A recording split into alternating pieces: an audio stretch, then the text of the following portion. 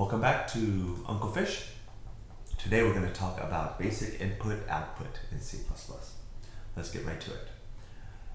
One of the simplest ways to print something out to the screen is using cout. You should be familiar with this, or at least seen it once. If you recall in any of the earlier videos, even our very first program used it, basically to print something out to the screen. And so let's talk about this particular function as it stands and then how we use it. We'll give a little bit more details as to what's going on. So cout, we have this less than, if some string, let's say, and then like hello, another one of these less than, and then maybe an end line. All right, so what's really going on here? So cout, for our purposes, we'll call this the command, but in reality, the whole thing is a command. Cout is actually an object, but we'll learn more about that as we get into object-oriented programming. So, but for now, for simplicity's sake, let's just call this the command. These two less than is considered an insertion operator. Okay.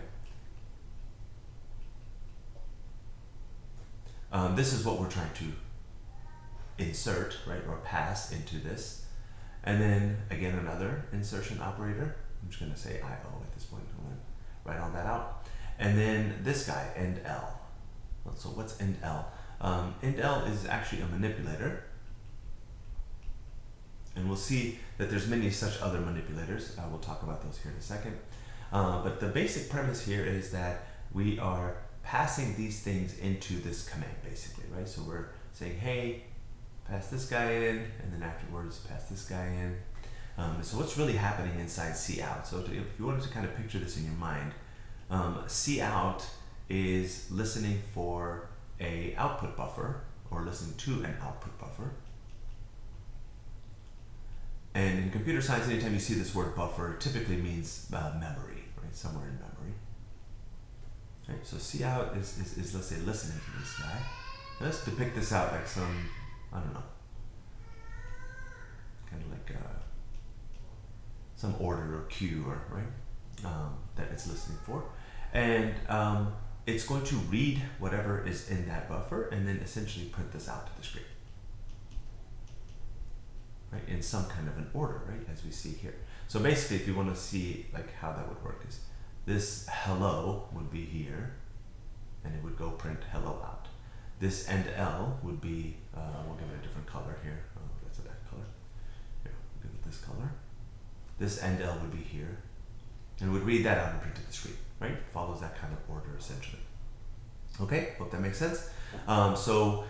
This is our simplest way, basically, to print something out to the screen, and that might not be the only thing. That's not, the only way to interact with a program or a user. There may be instances where you want to have the user provide some input. Well, how do we, capture that input from the screen?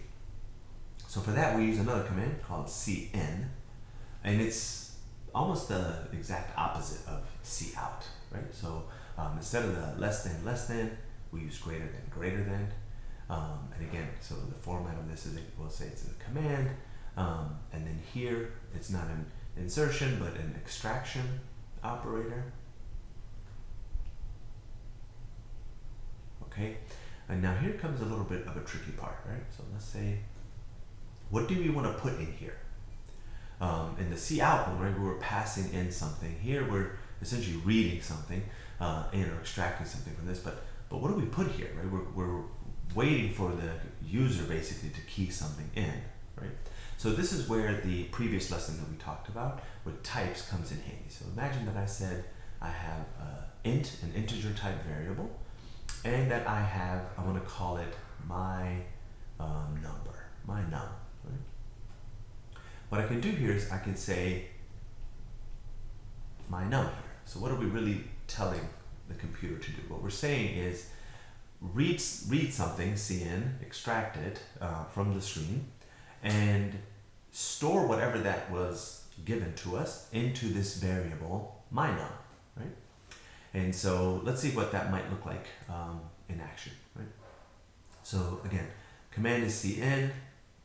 In this case, it's listening for an input buffer, right? Something coming in. And same thing, remember, that's some spot in memory, let's say. All right, we have these these spaces for it.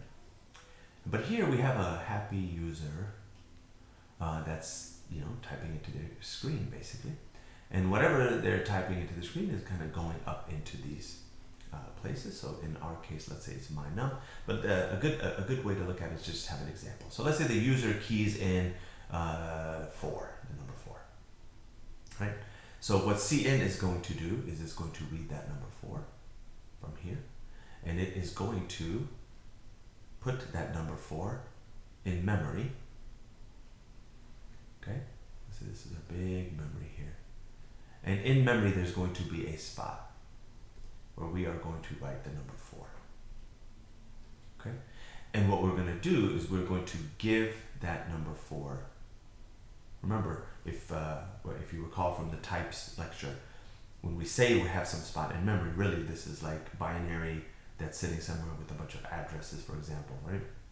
We don't want to know all that. We want to tell the computer, hey, I want to call this my num. Okay, so that's essentially what's happening here. And I hope you're also thinking, if you remember from the types video, that this is where those data types can become really important, right? So you are expecting somebody to type in a number. So we would go off and reserve 32 bits because that's the typical size for int. We would reserve 32 bits somewhere in memory, right? We will give it a name like my num for all of the addresses that make that up, and essentially allow for us to go use this my num later on in the program. Okay, and why it might be important if you said char here, or if you said double or something else, right? All right, so hope that makes sense. What we're going to do now is shift gears a little bit and look at actual code and the way I've got that set up. Let me move that screen over here. The way I have that set up for us is we will see some code on the left side. Let me bring that screen over. Okay. You'll basically see some code on the left side that's going to go over some concepts with cout, and then you'll also see some the actual execution of that code on the right side. And so what I'm hoping we do here is that we look at this particular code, we pause the video, and take a guess, right, as to what you think is going to be printed out in these lines. And then we'll run the code. You can unpause the video and you can see exactly what's supposed to happen. But just to give some context, right? So we talked about the manipulator of end L. There's lots of other manipulators out there. There's a fixed manipulator, a show positive manipulator, a set width manipulator, and several others. And what these are typically used for is for formatting output to the screen. Okay, so let's go see. I already compiled these things. Let's go look at one of these. We'll run formatting. That's the first program. And so what we're seeing here is that, right, we have a negative number. We want to print that number. Here, negative number, which is right here, and it prints it as negative, so that's nice. But what if we wanted to print a number as positive, meaning put the symbol in front of it, right? There is a manipulator specifically for this called show positive. So if you look at that command, it's cout, right? We have the insertion operator. We're going to pass this positive number. Then we're telling cout, hey, I want to show positive symbols. And then I'm going to pass you this number. And the number is 1, 2, 3, 4, 5. And then I'm going to end line, meaning return basically to the next line. And so that's exactly what's happening here. Okay. Now we want to go here and print out double notation. So we're going to print out this number, psi. It's a pretty long number. And we say double notation print right here. We're going to print out this number, but hey, look, this does not look like what we wanted it to look like, right? So you can't always assume that just because you think it's going to work a certain way, that that's how it's going to work, right? And so what's happening here is that this number is too big for it to print, cout to print properly, so there's a way that you can force it. And the way that we're going to force it here is with this manipulator called fixed, right?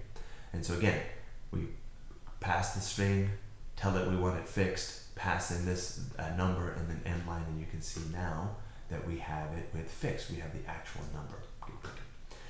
Something else is happening here that's pretty strange. We didn't tell it to show the positive sign here, and we didn't tell it to show the positive sign here, but it is showing the positive sign. So what's happened is that the show positive here, once you've set it for this cout command, you've set it now until you unset it. So it keeps going on and shows positive down to eventually when we want to tell it to not show positive. Okay? Hope that makes sense, and I have an example of that right here. So here I'm telling cout, notice I'm not printing anything, I'm just literally telling cout, hey, stop showing positives. Okay? There's some other examples down here. Again, I urge you to pause the video, think about what it's going to do, and then see if you were correct. Okay? All right, so one of the things that we also can see here is that we oftentimes encapsulate the string or the things we want to print in double quotes. Well, what if you wanted to actually draw, right, like print out a double quote? So for that, there are these things called escape sequences. And so this is an example of that. So again, pause the video, think about what this is going to do, or look it up a little and see if you're correct, okay? All right, so this one's pretty straightforward. \T is tab, right, and then Uncle Fish. Here, we are wanting to literally print a backslash. And so the way to go do that, remember, \, is a special character, essentially. So if we want to literally print one out, you have to escape it, hence an escape sequence. So the escape character is the \. So you see 2 backslashes, but it really prints out 1, right? Because we're telling it, hey, a special character is coming. Same for the double quote. We tell it, hey, escape, I want a double quote, and it'll print a double quote.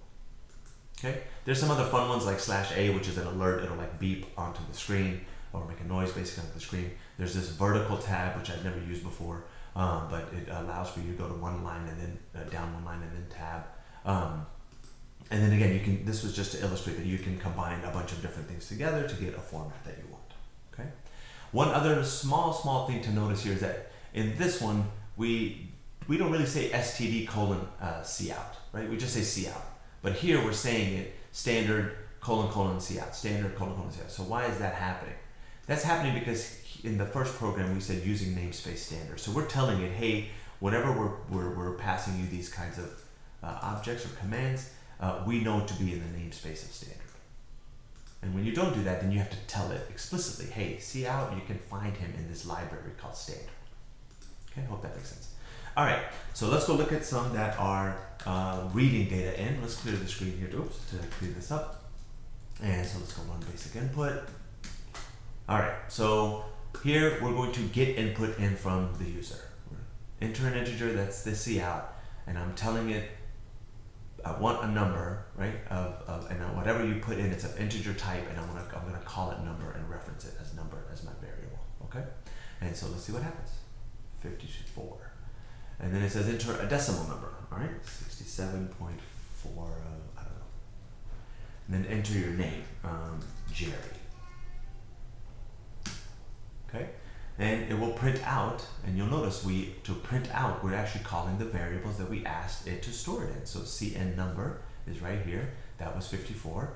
This was the decimal, 67.485. And then this was the name. Right? So hope that all makes sense. Down here, this would be kind of like extra credit, but you need to be thinking that if I am asking for int and somebody puts in a non-int. So for example, if I say enter your age and somebody puts in just kidding, right? Well, just kidding, if you don't catch it here, and what we're doing with this if else, would print out who knows what, right? As we showed in the types lesson. Okay, but so this is just showing that you need to think about what users are inputting and not take for granted that just because you said you want a double, that people are going to enter a double. All right? Awesome. Okay, this is just to illustrate that missing, we'll look at it, but the missing validation. So again, enter a number, LOL, and it says 0, right? Well, that's not what I entered. And so without the check here where you can catch it and say invalid input like we did here, this is the behavior would be unexpected. And so one of the last things here is how to put all this stuff together, right? So you may be asked in some of your classes to write a program where you're writing a full like form, right? You want to take some input and then put it all together, okay? So let's go look at that code here. We're going to run it. Again, pause, think about what we're going to print out, but there's one specific concept that I want to illustrate here. So let's say that we're going to put in 3 names here. So name, whoops. Okay, so name 1, or name A, and then the age is 23, and then the city is Boston, right? Enter, and then it says, let's say name B, or 2, 87, and they are in Sacramento. Okay, and then the third one will be name 3, or C, sorry, right? And let's say they're 43, and they're in Austin. Right? So that makes sense, right? We put it in, and it printed it out nicely. We use set width to kind of tab it out. But let's see what happens here if I don't, let's say my name is not a single character. I want to say my name is George Washington. Right? And my age is 45, and I am, I don't know, in, I can't think of a city off the top, Topeka, okay? So let's say Topeka. All right. Okay? And then the next person we're going to say is John Adams. And I don't know if this is historically correct, but we'll say he's 42. And he is from Hartford, let's say. Okay? And I know I misspelled Adams, so I apologize for that. And then the last one we'll say, again, is Jerry. He has the same name twice, okay? Jerry. And he is 23, and he is from, we'll go Austin again, just because I'm struggling here to pick cities. And so let's see what happens. So this does not look like this, right? You can see something strange has happened here. George was taken in as the name, and then Washington was taken in as this age along with 46 here. And the same goes like Topeka was taken in as the next name. So what happened here? How is this possible? We did not enter it this way. So what's happening here is that the input CN has to have some delimiter. It has to know, like, I've read in so many things, and where do I stop for that first field? And where it stops is for the a space, right? A white space. So when it sees a white space, it says, okay, that's it. That was the first input. And then I'm going to go read the next one, right? And whatever that next one is, and I'll put that into the second variable. So it basically read, George, and then the space was the delimiter, and it put Washington into the age. Okay, and so on and so forth. So there's ways to get around that problem of get line and other types of things where you can put in lots of things with the space. But it's really important to understand this, otherwise your programs are not going to work very well if you don't know that that's the delimiter. Okay? And so lastly, what we'll do is you can do other fun things with it. For example, we can go out and run like the Who Knows program. What is Who Knows going to do? So Who Knows draws Uncle Fish. Uncle Fish is underwater, and it's a nice looking fish here. And so you can do lots of things with this. You can see the program for this as well. So that's how it looks like in code. But there's lots of things you can do with couts and cin together. This is, again, an intro to these things. So later on, you're going to learn in real-world programming examples of how you would write a screen and do other kinds of things. But let's get our footing down, right, on how some of these things work. All right, hope that helps. And stay tuned for the next video where we're going to start talking more about flow control and loops and things of that nature. Thanks.